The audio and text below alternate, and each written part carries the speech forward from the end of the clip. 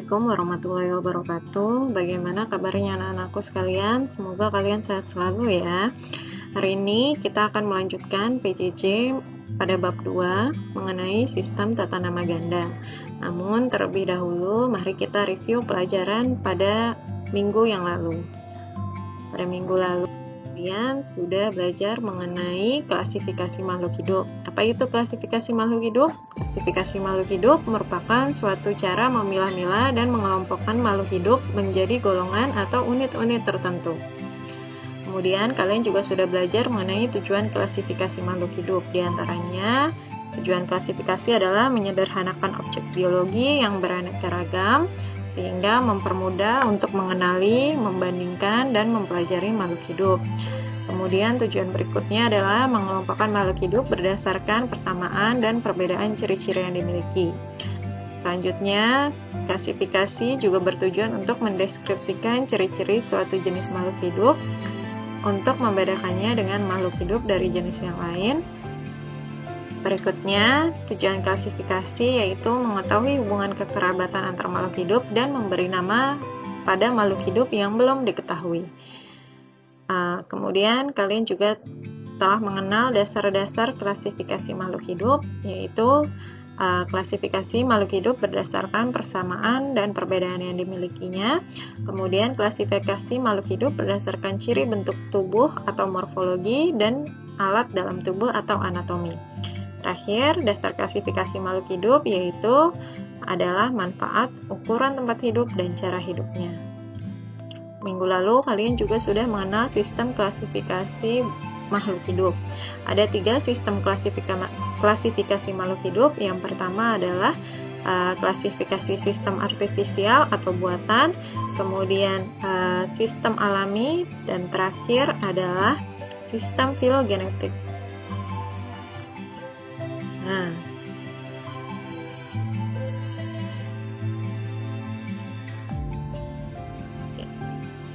Ilmu yang mempelajari klasifikasi makhluk hidup disebut juga dengan ilmu taksonomi.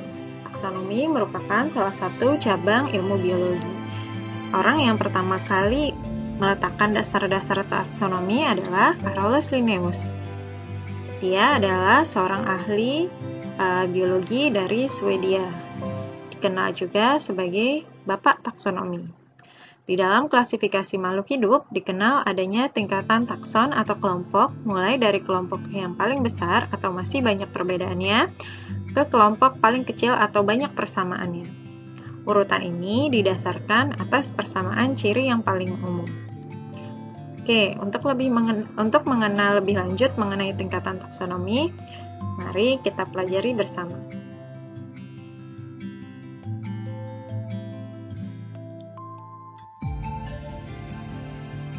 Tingkatan taksonomi pada makhluk hidup.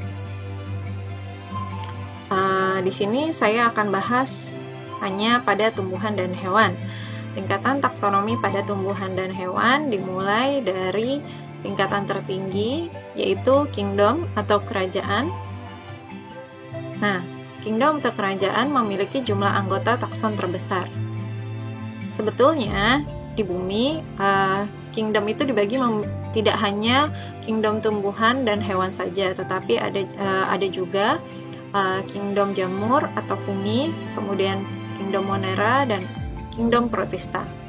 Tumbuhan, kingdom atau kerajaannya, nama lainnya disebut juga dengan kingdom plantae.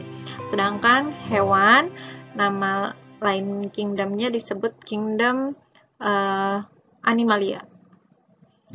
Tingkatan taksonomi berikutnya setelah kingdom adalah divisi untuk tumbuhan dan filum untuk hewan. Pada tumbuhan, divisi dibagi menjadi 3 divisi. Yang pertama yaitu divisi Bryophyta atau tumbuhan lumut, kemudian Pteridophyta atau tumbuhan paku, dan Spermatophyta atau tumbuhan berbiji. Nanti biasanya akan terbagi-bagi lagi menjadi beberapa kelas. Sedangkan untuk hewan, filumnya, kalau tadi tumbuhan adalah divisi, hewan kelas berikutnya setelah kingdom atau kerajaan adalah filum. Filum pada filum pada hewan dibagi menjadi filum chordata, filum echinodermata, dan filum platyhelminthes. Setelah divisi dan filum, pada tumbuhan dan hewan, kelas sama-sama berikutnya tingkatan taksonominya adalah kelas. Selanjutnya, setelah kelas ada ordo atau bangsa, ada famili atau keluarga, ada genus atau marga, dan terakhir paling terakhir adalah spesies atau jenis. Urutan ini atau tingkatan ini adalah tingkatan taksonomi untuk menentukan jenis makhluk hidup. Nah, berikutnya saya akan memberikan contoh bagaimana urutan atau tingkatan taksonomi pada hewan dan tumbuhan. Yang pertama pada hewan, di sini saya ambil contoh tingkatan taksonomi pada harimau dan kucing. Kingdomnya, karena hewan, harimau dan kucing sama-sama berarti kingdomnya Animalia. Filumnya sama-sama Chordata, kelasnya sama-sama Mamalia, karena harimau dan kucing sama-sama hewan mamalia. Kemudian ordo atau bangsanya sama-sama Carnivora atau hewan pemakan daging. Familinya atau keluarganya sama-sama Felidae. Jadi, harimau dan kucing itu adalah satu keluarga. Tetapi dia beda marga atau beda genusnya. Kalau harimau, genus atau marganya adalah Panthera, sedangkan kucing, marganya atau genusnya adalah Felis. Nah, nama spesiesnya atau nama Latin dari harimau adalah Panthera tigris, sedangkan dari kucing namanya adalah Felis catus. Jelas ya sampai sini?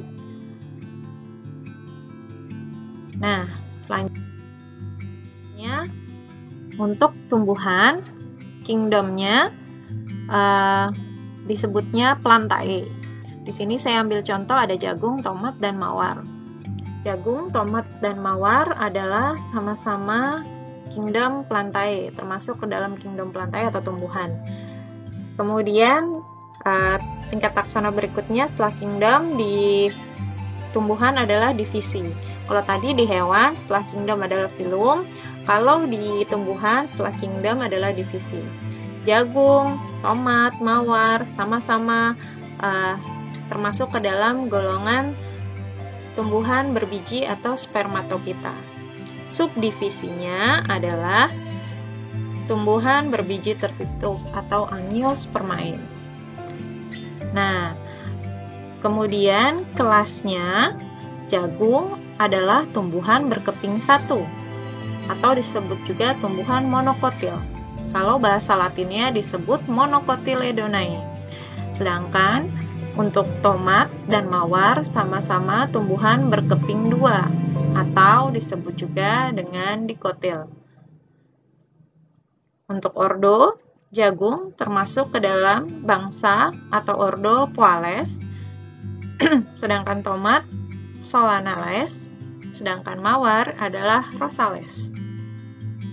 Famili, untuk jagung dia termasuk keluarga Poaceae atau ada juga yang menyebutnya Gramineae, kemudian tomat Solanaceae, dan mawar adalah Rosaceae.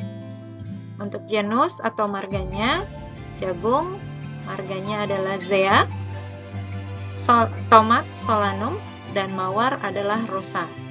Sedangkan untuk spesiesnya tertulis, kalau jagung nama Latinnya disebut Zea mays, kalau tomat Solanum lycopersicum, sedangkan untuk mawar adalah Rosa multiflora.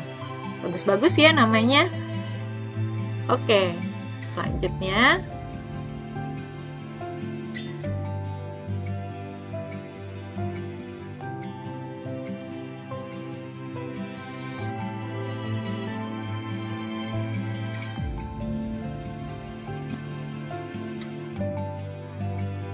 tadi kan ada nama makhluk hidup tuh dalam bahasa Latin. Nah, sekarang saya akan menjelaskan mengenai bagaimana memberikan nama makhluk hidup setelah dilakukan klasifikasi. Nah, setelah dilakukan klasifikasi, ilmuwan memberi nama ilmiah pada makhluk hidup. Aturan pemberian nama ilmiah ini diperkenalkan oleh Bapak taksonomi tadi. Siapa namanya? Ya, betul, Carolus Linnaeus. Carolus menggunakan sistem binomial nomenklatur atau disebut dengan tata nama ganda.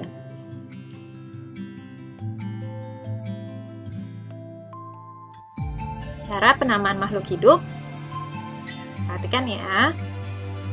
Yang pertama, penamaan makhluk hidup menggunakan bahasa Latin. Yang kedua, setiap individu atau organisme diberi nama ilmiah yang terdiri dari dua kata. Kata pertama menunjukkan genus atau marga. Huruf pertamanya harus ditulis dengan huruf besar atau huruf kapital. Sedangkan kata kedua menunjukkan spesies yang semuanya ditulis dengan huruf kecil. Dalam penulisannya, kedua kata harus digarisbawahi secara terpisah jika ditulis tangan. Jika diketik, maka dicetak atau ditulis miring. Contoh.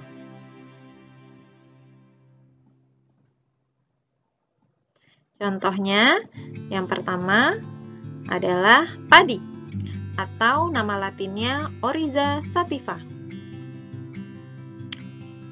Oryza menunjukkan nama genus atau marga, sativa menunjukkan spesies atau jenisnya. Perhatikan di sini, tadi saya sudah jelaskan bahwa penamaan makhluk hidup menggunakan bahasa Latin. Setiap individu terdiri dari dua kata. Padi, nih, nama latinnya adalah Oryza sativa, terdiri dari dua kata. Oryza menunjukkan nama genus atau marganya, ditulis dengan huruf besar pada huruf pertamanya. Saya ulang, Oryza nama genus atau marga ditulis dengan huruf besar pada huruf pertamanya. Sedangkan untuk kata kedua menunjukkan spesies, ditulis huruf kecil seluruhnya. Nah, dalam penulisannya, kalau kalian tulis di buku tulis atau ditulis tangan, penulisannya yang seperti ini. Oryza sativa. Digaris bawahi dan dipisah. Digaris bawahi secara terpisah. Sedangkan kalau kalian ketik di komputer, kalian harus mencetaknya secara miring atau mengetiknya secara miring. Paham ya sampai sini? Oke. Selain padi, contoh berikutnya adalah singa. Sebutnya Panthera leo, ditulisnya seperti ini. Jadi, coba siapa yang tahu apa genusnya? Iya, betul, genusnya adalah Panthera. Spesiesnya atau jenisnya adalah Leo. Oke, sampai di sini dulu penjelasannya. Mudah-mudahan dapat dipahami ya. Sampai bertemu pada penjelasan saya berikutnya. Assalamualaikum warahmatullahi wabarakatuh.